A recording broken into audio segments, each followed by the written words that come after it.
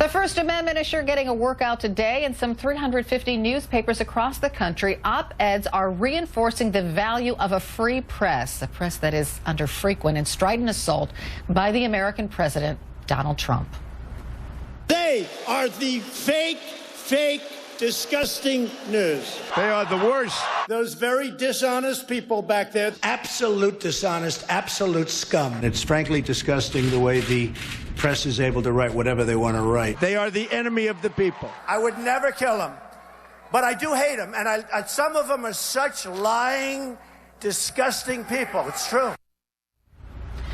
And this morning, a new insult. The fake news media is the opposition party. This tweet as Mr. Trump reacts to that wave of op-eds urging him to stop using such language.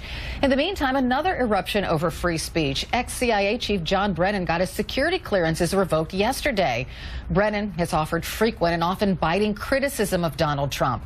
In his own stinging op-ed today, Brennan expresses concern. Quote, Mr. Trump clearly has become more desperate to protect himself and those close to him, which is why he made the politically motivated decision to revoke my security clearance in an attempt to scare into silence others who might dare to challenge him. So let's talk about all of this. Joining me now is Frank Sesno. He's the director of the School of Media and Public Affairs at George Washington University, and legal expert Bob Bianchi is here too. Welcome to both of you. Bob, I just want to start with you in this notion.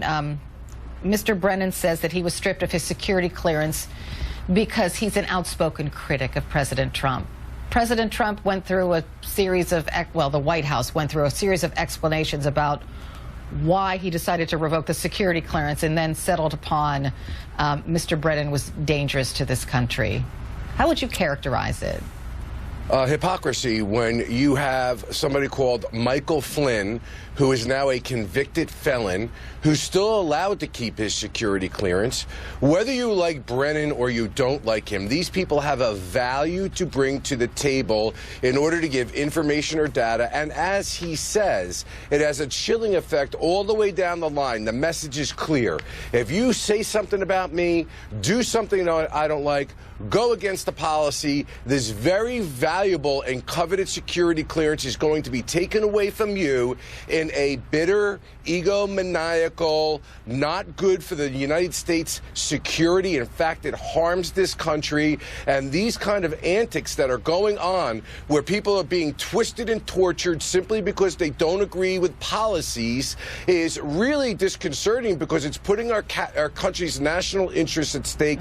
And I can tell you that as a prosecutor, I want people with the talent of John Brennan, even if he's not my appointment, even if he's not my guy, and people like John Brennan having the ability to at least help in case we need them. This is just getting out of control. And the sad last point, Carol, is it is striking to me that those that support, and I understand the support, that's fine, can't look at why things like this are being done and are actually applauding it. And had it been done by anyone else that they didn't like, they would have had him on a cross.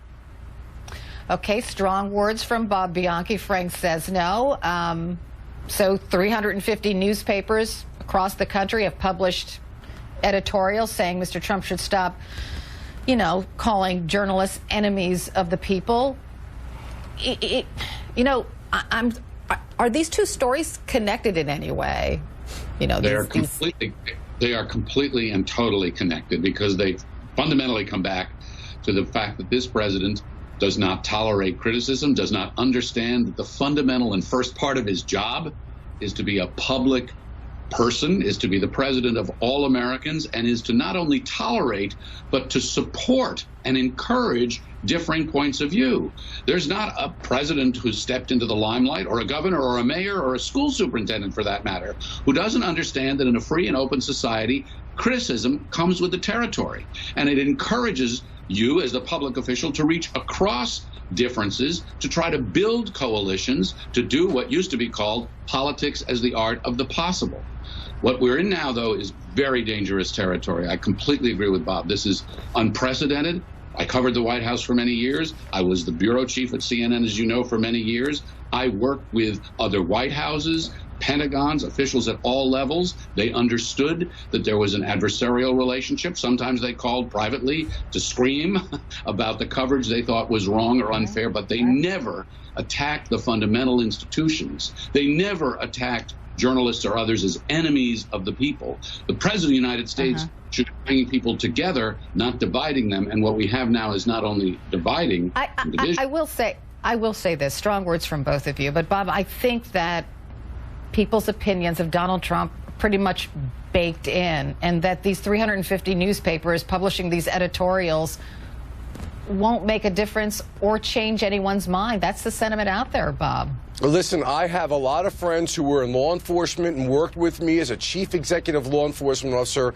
I don't disagree with you, but it is time that people start looking at the fundamental institutions of this country and getting to the press. Look, I was the head prosecutor, advised and consent, appointed by the governor. I was under a microscope by the media every single day. I get it. It can be frustrating. Sometimes it's even unfair. But I would never have thought to deny access to the press, villainize the press, because I have enough understanding of history as a history major, as well as a public servant, that when you eliminate the press and you start attacking institutions like prosecutors' offices and judges, you have begun the dismantling of those checks and balances that keep us a free society. And I don't know if this is being done on purpose or if it's being done out of naivety, but when you have people that continue to support, it will continue to go on. People need to wake up, and I'm even talking about friends of mine. I'm like, I can't believe that you guys would allow the very institutions that we honorably serve. They're not flawless. We're not flawless. No human is flawless, but we achieve better when we work together. To tell the people that you can't believe what you read, hey, I do media all the time, Carol, and love being on your show. But before I come on here, I read this news outlet, that news outlet, the other news outlet, and I wash it against what I call the most important thing we possess, common sense, and then make a conclusion. And if something is done is wrong or is not right, like attacking the press and taking people's security clearances, villainizing judges and prosecutors, I say enough. Okay, and Frank, just a final word. Will these editorials in these 350 or so newspapers make a difference? Yes, I think they will. I don't know that they're going to change massive numbers of minds, but what we need to have now is calm, cool, rational explanation to people about what's at stake. In the case of the media, we can't assume, and we shouldn't assume, I think it's a big mistake that many in the media make, that people understand how they work, how decisions are made, that this isn't some kind of fly-by-night thing and suddenly junk just appears in the paper or online or on television.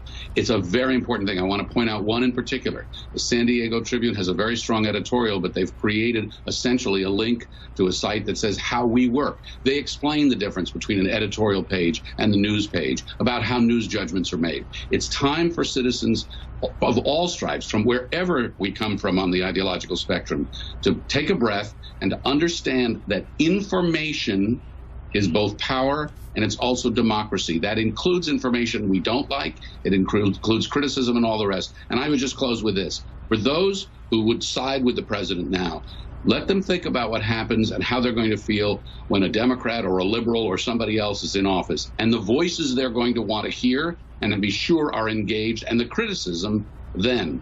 We're talking about something, our institutions, that goes well beyond the moment, and this is fundamental to who we are and what we are as a country.